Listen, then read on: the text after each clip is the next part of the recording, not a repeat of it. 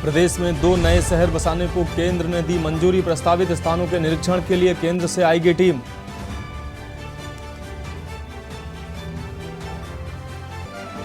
मुख्यमंत्री पुष्कर सिंह धामी का 9 जून को हरिद्वार दौरा, 11 जून को टिहरी लोकसभा में करेंगे व्यापारी सम्मेलन।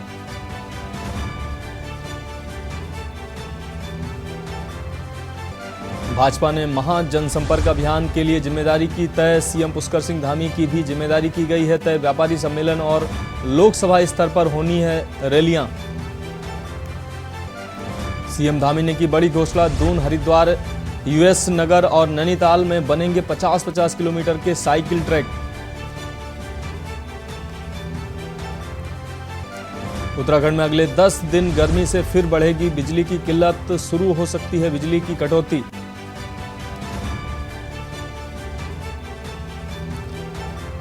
और प्रदेश के 6 जिलों में आज भी बारिश के आसार। मैदानी इलाकों में तापमान में होगी बढ़ोतरी। देहरादून मौसम विज्ञान केंद्र ने दी जानकारी।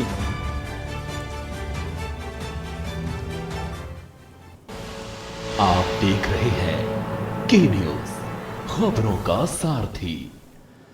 नमस्कार, उत्तराखंड की खबरों में मैं हूं आपके साथ मनोज मानस। खबरों का रुख करेंगे। इस बीच उत्तर प्रदेश के लखनऊ से अहम खबर आ रही है। आपको बता दें, कोर्ट रूम में गोलीकांड की जांच के आदेश दिए गए हैं। जिस तरीके से कुछ समय पहले ही कोर्ट रूम में लखनऊ में ये गोलीकांड हुआ है, सीएम ने 3 सदस्यीय टीम गठित की है। मोहित अग्रवाल, नीलाब्जा चौधरी और प्रवीण कुमार आईजी अयोध्या इस कमेटी में हिस्सा हैं। एसआईटी टीम का ये हिस्सा बने हैं। तो एसआईटी 1 सप्ताह में जांच रिपोर्ट करेगी पेश। तो इस घटना के बाद एसआईटी का गठन मुख्यमंत्री ने किया है। सीएम योगी ने 3 सदस्यीय टीम ये गठित की है। मोहित अग्रवाल, नीलाब्जा चौधरी, प्रवीण कुमार आईजी अयोध्या ये इस एसआईटी की टीम के हिस्से हैं जो इस मामले की जांच करेंगे और 1 सप्ताह के भीतर रिपोर्ट पेश करने की बात की जा रही है। तो कोर्ट रूम में गोलीकांड के बाद सीएम त्वरित रूप से एक्शन में नजर आ रहे हैं। सीएम योगी ने 3 सदस्यीय ये एसआईटी गठित की है, जिसमें मोहित अग्रवाल, नीलाब्जा चौधरी, प्रवीण कुमार आईजी अयोध्या, इनको इस एसआईटी में शामिल किया गया है। और ये एसआईटी एक सप्ताह के भीतर इस मामले की जांच रिपोर्ट मुख्यमंत्री को सौंपेगी। तो एसआईटी 1 सप्ताह में जांच रिपोर्ट पेश करेगी। अहम खबर लखनऊ से आपको दिखा रहे हैं। जिस तरीके से कोर्ट रूम में अपराधी को गोली मार दी जाती है, निश्चित रूप से सुरक्षा पर सवाल खड़े होते हैं। ये अपराधी की ही मौत या हत्या नहीं होती है, बल्कि कानून व्यवस्था की ये हत्या निश्चित रूप से कही जा सकती है। तो लखनऊ से ये अहम खबर आपको दिखा रहे हैं। कोर्ट रूम में गोलीकांड की जांच के आदेश सीएम ने दिए हैं। तत्परता से सीएम ने ये फैसला लिया है। सीएम योगी ने 3 सदस्यीय टीम गठित की है, जिसमें मोहित अग्रवाल, नीलाब्जा चौधरी, प्रवीण कुमार आईजी अयोध्या को इस एसआईटी का हिस्सा बनाया गया है। और ये एसआईटी टीम 1 सप्ताह के भीतर रिपोर्ट सौंपेगी। बात करेंगे एक अगली खबर की। जंगलों के रखवालों के साथ ही जंगलों के माफियाओं की गठजोड़ से जंगलों को उजाड़ने का अभियान चलाया जा रहा था। चंद पैसों के लालच में अपने फर्ज के साथ गद्दारी कर चोरी छुपे फॉरेस्ट गार्ड लिप्टिस पेड़ों को कटवा रहे थे, जिसकी जानकारी मिलते ही डीएफओ प्रकाश चंद आर्य द्वारा ऐसे बेईमान फॉरेस्ट गार्डों पर जांच के निर्देश दिए हैं। आपको बता दें कि तराई पश्चिम डिवीजन रामनगर की रेंज रामनगर के क्षेत्र ज्वालाबन में बड़ी संख्या में अवैध रूप से पेड़ काटने का मामला उजागर हुआ था। अवैध रूप से हरे सागौन यूकेलिप्टिस के पेड़ों के कटान का मामला उजागर होने के बाद तराई पश्चिम डिवीजन रामनगर के प्रभागीय वनाधिकारी प्रकाश चंद आर्य, वन क्षेत्राधिकारी देवेंद्र सिंह रजवार तुरंत एक्शन मोड में नजर आए। मामले की गंभीरता को देखते हुए तुरंत जांच के आदेश दे दिए हैं। ज्वालाबन क्षेत्र की कॉम्बिंग कार्रवाई, जिसमें अवैध रूप से हरे पेड़ों को के कटान का मामला निकल कर सामने आया।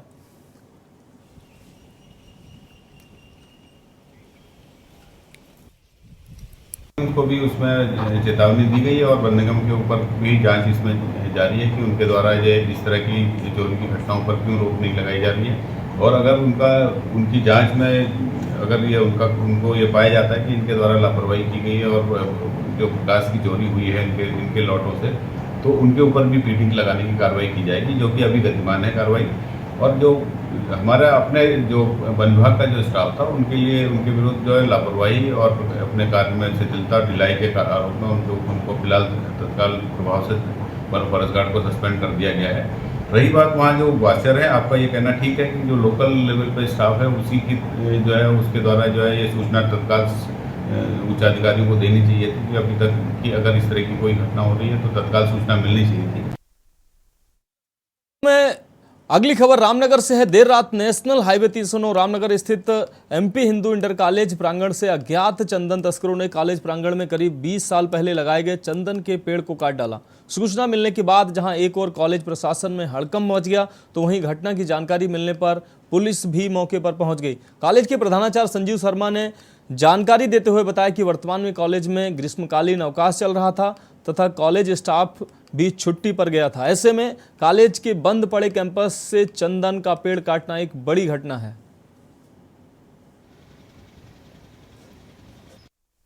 रामनगर एमपी इंटर कॉलेज के अंदर चंदन के पेड़ अज्ञात द्वारा गायब कर दिया गया, जिससे कि हड़कंप मच गया। आपको बता दें लगभग 10-15 साल पुराना एक चंदन का पेड़ जो फल फूल रहा था कि बीती रात्रि अज्ञात चोरों द्वारा उस पेड़ को काट दिया गया, जिस प्रकार को लेकर के अब हड़कंप मचा हुआ। वहीं पुलिस के प्रशासन द्वारा एक तहरीर दी गई। अरुण कुमार सैनी के बताए अनुसार कैमरे भी खंगाले जा रहे हैं और जल्दी ही अज्ञात चोरों को हिरासत में ले लिया जाएगा। रामनगर से चंद्रसेन कश्यप की विशेष रिपोर्ट के साथ। देखिए, एक एमपी इंटर कॉलेज में एक चंदन के पेड़ काटने की एक सूचना थाना रामनगर को प्राप्त हुई है। सूचना के आधार पर पुलिस द्वारा जांच की जा रही है और सीसीटीवी और अन्य जो माध्यम है सुराग से पता कर इस संबंध में आवश्यक वैधानिक कार्रवाई की जाएगी। सब फुटेज वगैरह को सामने आए निकल के अभी जांच चल रही है। अभी जो कैमरे देख के पता चला है वो रात 1 से 1:30 बजे के बीच में कुछ 2 के करीब लोग अंदर आए और उन्होंने जो है इस पेड़ को काट लिया। विद्यालय में ग्रीष्म अवकाश चल रहा है तो इसलिए सब लोग जो हैं वो ज़्यादातर लोग छुट्टियों पर हैं और रोज़ बच्चे भी नहीं आ रहे हैं। मुझे आज सुबह 5 बजे जो विद्यालय में चौकीदार कम माली हैं उन्होंने मदन लाल ने सूचना दी कि ऐसा हुआ है, तो उसके बाद मैं पहुंचा हूं और ये एक ऑर्गेनाइज्ड क्राइम जैसा लगता है। इससे पहले विद्यालय में ऐसी कोई घटना बड़ी नहीं घटी थी, जिसमें अभी जो छोटी मोटी चोरियां हो जाती थी उसमें कोई टोटी चोरी हो गई, कोई और छोटा मोटा सामान चोरी हो गया, ऐसी घटना तो घटती थी जिससे हम ये मान के छोड़ रहे थे कि ये घटनाएं जो हैं ये शरारती बच्चे या कोई ऐसा तत्व है जिसे छोटी मोटी चोरी करके वो निकल जाता है, लेकिन ये एक बड़ी घटना है। बात करेंगे अगली अहम खबर की। श्री गुरु तेग बहादुर सोसाइटी व जिंदगी जिंदाबाद के तत्वाधान में सितारगंज में जरूरतमंद लोगों के लिए 5 रुपए में भोजन की समुचित व्यवस्था का शुभारंभ किया गया। मुख्य अतिथि वरिष्ठ पुलिस अधीक्षक मंजुनाथ टीसी ने फीता काटकर भोजन वैन का उद्घाटन किया। मुख्य अतिथि मंजुनाथ टीसी ने कहा कि सिख समाज मानवता की मिसाल है। गुरुद्वारों में प्रतिदिन निरंतर लंगर के माध्यम से कितने ही लोगों को अन्न खिलाकर सेवा कार्य कर रहे हैं। उन्होंने रुद्रपुर से भोजन थाली की शुरुआत करते हुए विस्तार के रूप में सितारगंज में भी 5 रुपए में भोजन थाली की शुरुआत की है। संपूर्ण टीम बधाई की पात्र है। जिंदगी जिंदाबाद के अध्यक्ष करमजीत सिंह चन्ना ने समिति के माध्यम से किए गए समाज कार्यों का उल्लेख किया। पुनः बोला भारत की एक खूबी है, बाकी सभी देशों में आपको रुतबा दौलत शोहरत मिलेगा, लेकिन भारत एक ही देश है जहाँ पर सेवा का मनोभाव मिले, निस्वार्थ सेवा। यहाँ हर धर्म, हिंदू, सिख, सभी लोग निस्वार्थ सेवा करते हैं। इसका एक दुरुस्त नमूना आपको मिलेगा। गुरु तेज बहादुर NRI वेलफेयर सोसाइटी है, जिसका फाउंडर चेयरमैन है देवेंद्र सिंह जी हैं। 30 साल अमेरिका रहने के बाद भी यहाँ पे लगातार सेवा कर रहे हैं। इसके तहत जो है हमारा जिंदगी जिंदाबाद फाउंडेशन है, जिसके साथ मैं डे 1 से जुड़ा हूँ। आप देख पा रहे हैं इनको ब्लैक शर्ट और ब्लैक टी शर्ट पहन के वो वॉरियर्स है। हमारा रुद्रपुर में ट्रैफिक भी वही संभालते हैं, सुबह खाना भी वही खिलाते हैं 5 रुपए में। तो इन्होंने रुद्रपुर में ये जो शुरुआत करी, मैं वो उस दिन से मैं इनका फैन भी बन गया और इनके साथ हमेशा जुड़ा रहा हूँ। तो वो रुद्रपुर में जो शुरुआत हुआ, वो जो एक बुनियाद रखी गई, वो नींव रखी गई, उसका वो एक्सपेंशन हो रहा है। आज पुनः यहाँ पे रुद्रपुर के बाद सितारगंज में 5 रुपए में सभी को, मतलब बिना किसी को देखे हुए सभी को 5 रुपए में भरपेट खाना और पानी खिलाने का ये जो सेवा है, यही तो गुरुओं का सेवा है। उत्तराखंड की खबरों में वक्त है एक ब्रेक का, जल्द लौटते हैं। आप देख रहे हैं की न्यूज, खबरों का सारथी। ब्रेक के बाद आपका स्वागत है। बात करेंगे अगली खबर की। खबर हल्द्वानी से। डीएम ने शहरवासियों को जल भराव और जाम की समस्या से निजात के लिए कमर कस ली है। कैंप कार्यालय में वार्ता करके उन्होंने बताया कि शहर में 20 से अधिक जगहों का निरीक्षण किया गया है। कई जगह सड़क चौड़ीकरण और चौराहों के डिजाइन बदलने से लोगों को राहत मिल सकेगी। इसके लिए संबंधित विभागों को डीपीआर तैयार करने के आदेश भी दिए गए हैं। वहीं फ्लाईओवर को लेकर कुछ व्यापारियों ने विरोध जताया है। व्यापारियों की सहमति के बाद उस पर जल्द ही काम शुरू हो जाएगा। जिसमें एक टास्क फोर्स बना दी गई है, इसलिए इस कार्रवाई की वजह से कंफ्यूजन ज़्यादा पैदा हो रहा था।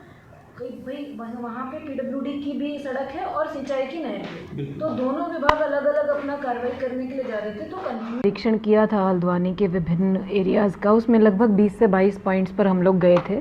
उसका जो उद्देश्य था, ये जल भराव और जाम की जो समस्या शहर के अंदर होती है लंबे समय से, उसके क्या समाधान निकाले जा सकते हैं और कौन कौन से ऐसे स्पॉट क्रिएट हो गए हैं जहां सुधारीकरण की आवश्यकता है।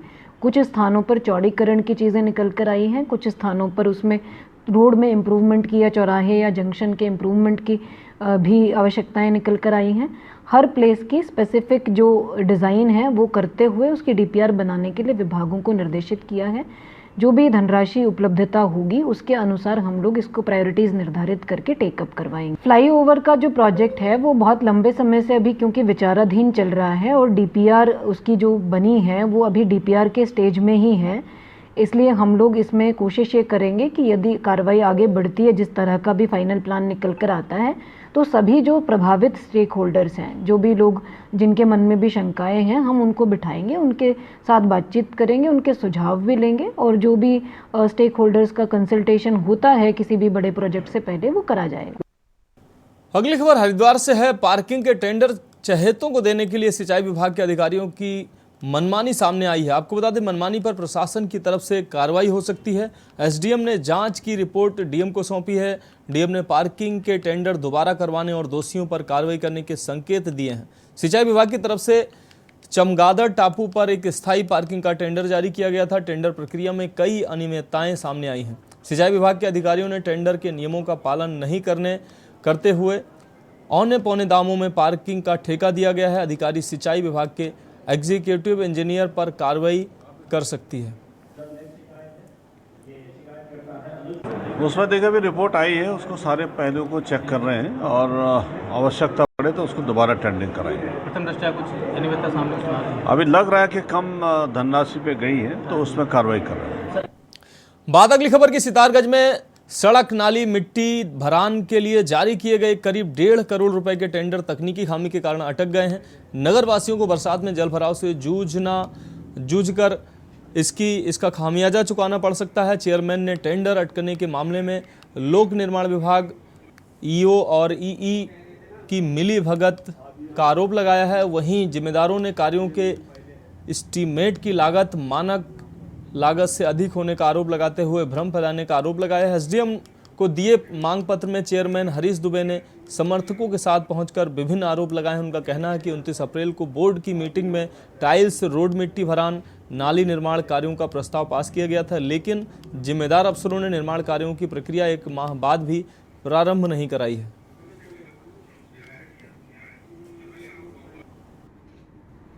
बताना चाहता हूं कि 16/3/2023 को और 29/4/2023 को नगर में बहुत सारे ऐसे काम थे, निर्माण कार्य, जिनको कराने के लिए बोर्ड ने प्रस्ताव पास किए। प्रस्ताव पास करने के बाद पहली टाला मिटोली होती रही कि उसके एस्टीमेट नहीं बन रहे, उसका काम नहीं हो पा रहा। धीरे धीरे जैसे तैसे करके एस्टीमेट बनाए गए हमारे जेई के द्वारा, और फिर उसका टीएस होने के लिए लोक निर्माण विभाग के जो है कि मोहन चंद पड़लिया जी हैं, उनके पास ये फाइलें गई। 1.5 महीने लगभग उन्होंने 1.5 महीने अपने पास फाइल दबा के रखी, और उसके बाद अब जब बरसात बिल्कुल सर पे आ गई और उनसे बात लगातार रोज हमारे कर्मचारियों की बात हो रही थी नगर पालिका के, और वो कह रहे थे कि मैं आज कर दूंगा, मैं कल कर दूंगा, आज मैं शादी में हूँ, आज मैं विवाह में हूँ। अगर वो 1.5 महीने पहले ही मुझे मना कर देते कि भाई हम टीएस नहीं कर पाएंगे, हम आपका काम नहीं कर पाएंगे, तो हम वो मंगा लेते, दूसरी जगह से टीएस करा लेते। हम उनके भरोसे बैठे रह गए। बरसात सर पे आ गई। अब उन्होंने बहुत सारी आपत्तियां लगा के, जो उन्हें पता है कि आपत्तियां ना ये पूरी कर पाएंगे, ना इनके काम हो पाएंगे। उधर बारिश आ जाएगी, हरीश दुबे का कार्यकाल चला जाएगा, क्योंकि उन्हें पता है कि जब ये कार्यकाल चला जाएगा तो कोई आदमी, पहले भी कई लोग आए। अब बात करेंगे अगली खबर की। ग्राम शिवनाथपुर नई बस्ती मालधन क्षेत्र में महिलाओं के साथ घर में घुसकर मारपीट करने के मामले में 5 लोगों के खिलाफ मुकदमा दर्ज किया गया है। ग्राम शिवनाथपुर नई बस्ती मालधन निवासी दौलत सिंह ने पुलिस को दी तहरीर में बताया कि 2 जून को सास हरिद्वार से बच्चों के साथ बेटी से मिलने आई थी और 4 जून को वापसी के समय खेत पर पुत्री रिया और एक अन्य रिश्तेदार नींबू तोड़ रहे थे। इस दौरान पड़ोस में रहने वाली समांतरा देवी ने पुत्री रिया और पत्नी सोनी देवी के साथ गाली गलौज के साथ आरोपी महिला के पुत्रों ने राजकुमार, गिरीश सागर और शक्ति सिंह ने पुत्री, पत्नी और सास के साथ लाठी डंडे और धारदार हथियारों से मारपीट की।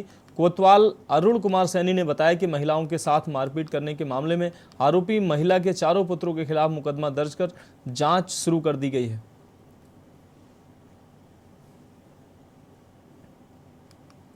मेरी माताजी 2 तारीख को यहाँ रामनगर पहुँची है मालधन चौक, और मेरी बहन के यहाँ पर आई थी और 4 तारीख को उनको वापस जाना था। तो 4 तारीख को जब वो वापस जाने के लिए तैयार होने लगी तो बच्चे साथ में बच्चे थे, तो पड़ोस में घर के उनके बगल में ही नींबू का पेड़ खड़ा था, जिनमें से बच्चों ने 2 नींबू तोड़ लिए जाके। तो मेरी बहन के पड़ोसियों ने घर में घुस कर 2 नींबू तोड़ने के वजह से घर में घुस कर उन लोगों के साथ जानवरों जैसा सलूक किया है। उनके ऊपर सरिये डंडे चलाए हैं, जिसमें कि मेरी माताजी 65 साल की बुजुर्ग हैं और उनके बीमार हैं, सांस फूलता उनका। उनको घर में से मारते मारते लड़का बाहर तक लेकर आया, वो मारते मारते गिर गई, बेहोश हो गई। बेहोश होने के बाद भी उनको 4-5 डंडे एक्स्ट्रा मारे गए हैं। देखिए, मालधन में 2 ग्राम की तहरीर आई थी कि उसे पड़ोसी युवक ने और उनके साथियों से मिलकर मारपीट की थी। इस संबंध में थाना रामनगर में मुकदमा पंजीकृत कर दिया है। आरोपियों को जो है गिरफ्तार कर मामले में पेश किया गया है। उत्तराखंड की खबरों में वक्त एक और ब्रेक का, जल्द लौटते हैं। ब्रेक के बाद एक बार फिर से आपका स्वागत है। बात करेंगे अगली खबर की। उत्तराखंड में हाई कोर्ट ने हरिद्वार में गंगा माता कुष्ठ आश्रम में कुष्ठ रोगियों के पक्के आवासों को 17 नवंबर 2017 को राष्ट्रपति के दौरे में तोड़े जाने के खिलाफ दायर जनहित याचिका की सुनवाई की है। पूर्व के आदेश पर डीजी हेल्थ कोर्ट में व्यक्तिगत रूप से पेश हुए। उन्होंने कोर्ट को अवगत कराया कि कुष्ठ रोगियों के आवास बनाने के लिए बजट स्वीकृत हो गया है और 2 माह के भीतर निर्माण कार्य प्रारंभ हो जाएगा। उनके इस कथन से संतुष्ट होते हुए कोर्ट ने मामले की सुनवाई के लिए 31 अक्टूबर की तिथि नियत की है। में जो हरिद्वार में कुष्ठ रोगियों के आवास पूर्व में तोड़े गए थे, तो उनके पुनर्वास को लेकर मामला चल रहा है। इसमें पूर्व में कोर्ट ने आदेश दिए थे, इसमें जो नया कंस्ट्रक्शन करना है, शेल्टर होम्स बनने हैं, उनकी DPR प्रस्तुत करने के लिए कहा गया था। तो आज पिछले आदेश के क्रम में डीजी हेल्थ उत्तराखंड इस मामले में उपस्थित हुई थी और उन्होंने कोर्ट को बताया कि इस मामले में लगभग 4 करोड़ 18 लाख की धनराशि रिलीज कर दी गई है, लैंड भी आइडेंटिफाई कर ली गई है। तो जल्द ही इन शेल्टर होम्स का निर्माण कार्य शुरू हो जाएगा। तो जिसके बाद कोर्ट ने 31 अक्टूबर को ये मामला लगा दिया ताकि ये जो कंस्ट्रक्शन होगा शेल्टर होम्स का कुष्ठ रोगियों के लिए, उसकी प्रगति की मॉनिटरिंग की जा सके। अब बात अगली खबर की। रुड़की स्थित नवीन मंडी समिति में अतिक्रमण हटाओ अभियान चलाया गया है। इस दौरान जेसीबी की मदद से अवैध कब्जों को ध्वस्त कर दिया गया। अभियान के दौरान पुलिस प्रशासन के अधिकारियों के अलावा भारी फोर्स तैनात रही। ज्वाइंट मजिस्ट्रेट रुड़की अभिनव शाह के नेतृत्व में अभियान चलाया गया। अभियान के दौरान ज्वाइंट मजिस्ट्रेट ने बताया कि मंडी समिति परिसर में कई वर्षों से बनी अवैध दुकानों की वजह से मंडी में जाम की समस्या उत्पन्न होती है। दुकानों को हटाने के लिए व्यापारियों को नोटिस भी जारी किया जा चुका है और चेतावनी भी जारी की गई थी। आज 36 दुकानों को जेसीबी के माध्यम से तोड़ा गया है। उन्होंने बताया कि अभियान आगे भी निरंतर जारी रहेगा। आपको पता ही है कि रुड़की में हम हर जगह अतिक्रमण हटा ही रहे हैं। हमने पीरान कलियर में भी बहुत ज़्यादा अतिक्रमण हटाया, अपना मच्छी मोहल्ला में भी नगर निगम द्वारा अतिक्रमण हटाया गया है। तो उसी क्रम में आज मंडी में जितना भी अतिक्रमण था उसके लिए हमने आज डेट सेट करी थी। तो इनको प्रॉपर हमने नोटिस भी दिया था, सबको हमने बताया था। तो उसी क्रम में सबने दुकानें भी अपनी आज खरी करी हुई थी। तो जितना अतिक्रमण था आज हम हटा रहे हैं उसको। लगभग 36 दुकानें हैं जो मंडी वालों ने बताया वो आज हटाई जा रही हैं। अतिक्रमण है नाले के ऊपर। देखिए, अतिक्रमण हटाना एक ऐसी व्यवस्था है जो टाइम टू टाइम हम करते रहते हैं और लोग इसमें जब भी अतिक्रमण करते हैं तो हम उन्हें समय समय पे हम ये ऐसे अभियान चला के हटाते रहते हैं। अभियान निरंतर जारी रहेगा? जी, अभियान निरंतर जारी रहेगा और जगह भी हम करते रहेंगे जहाँ भी अतिक्रमण है हम हटाते रहेंगे। रुक करेंगे अगली खबर का। जनपद पौड़ी के अंतर्गत आने वाले खिरसू ब्लॉक के देवगढ़ खिरसू मोटर मार्ग पर मंदिर स्वरूप के अंदर बनी मजार इन दिनों सोशल मीडिया में जमकर वायरल हो रही है। वीडियो तब वायरल हुआ है जब कुछ युवक देवलगढ़ खिरसू मोटर मार्ग से होते हुए गुजर रहे थे। इस दौरान युवकों की नज़र मंदिर स्वरूप में बने मजार पर पड़ी और युवक इसे देखने के लिए वहां पर चले गए। युवकों ने इस वीडियो को बनाकर सोशल मीडिया पर डाल दिया है, जिसके बाद से यह वीडियो लगातार वायरल हो रहा है। अब हिंदू धर्म से आस्था रखने वाले लोग मंदिर में स्वरूप में बने इस मजार पर सवाल खड़े कर रहे हैं। इसके साथ ही उनके द्वारा जिला प्रशासन से मांग की जा रही है कि जिला प्रशासन यह सुनिश्चित करे कि यहाँ अवैध निर्माण किया गया है या फिर वैध निर्माण। जिलाधिकारी पौड़ी डॉक्टर आशीष चौहान ने कहा कि मामला उनके संज्ञान में आया है, जिससे इसके बाद वैधानिक कार्रवाई की जाएगी।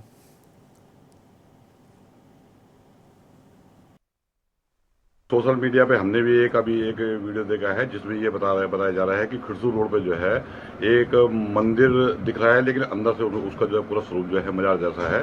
तो निश्चित रूप से इसमें प्रशासन कार्रवाई करनी चाहिए और जिस प्रकार से ये पूरे देश के अंदर जो है लव जिहाद, लैंड जिहाद जो चल रहा है और हिंदू धर्मों को जो है टारगेट किया जा रहा है, निश्चित रूप से ये निंदनीय है और ऐसे लोगों के खिलाफ जो है प्रशासन को सख्त से सख्त कार्रवाई करनी चाहिए। जैसा कि ऑलरेडी हम लोगों के इंक्रोचमेंट रिमूव करने का अभियान चल रहा है और उसमें हम डेली लेवल पे अपडेट भी लेते हैं और ये पर्टिकुलर वीडियो हम लोगों को जो मिला है उसमें फैक्चुअल रिपोर्ट के लिए एसडीएम को डायरेक्शंस दिए गए हैं। उनके लेवल से जो भी रिपोर्ट मिलती है उसके बाद में आवश्यक कार्रवाई जो की जानी वो की जाएगी। बात अगली खबर की। भाजपा युवा मोर्चा के प्रदेश अध्यक्ष शशांक रावत ने कुमाऊं कार्यालय में प्रेस कॉन्फ्रेंस की, जिसमें बताया कि भाजपा के महान जनसंपर्क अभियान में युवा मोर्चा भी अपनी भागीदारी निभाएगी। भाजपा में 10 जून 9 मतदाता सम्मेलन चलाएगी, जिसके बाद 20 जून तक प्रत्येक विधानसभा में कार्यकर्ता रात्रि प्रवास करेंगे और बाइक रैली निकालकर महान जनसंपर्क अभियान को सफल बनाएंगे।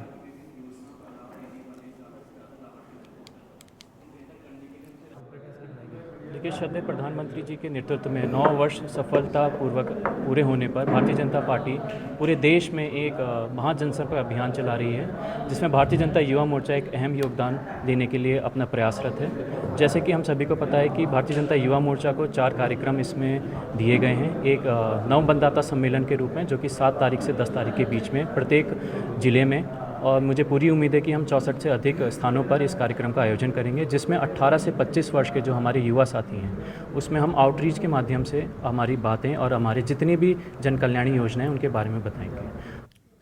मेरे साथ उत्तराखंड की खबरों में अभी के लिए इतना ही। मुझे दीजिए इजाजत और आगे आप देखिए कि न्यूज इंडिया का विशेष कार्यक्रम मंथन हमारे प्रधान संपादक दुर्गेन चौहान जी के साथ।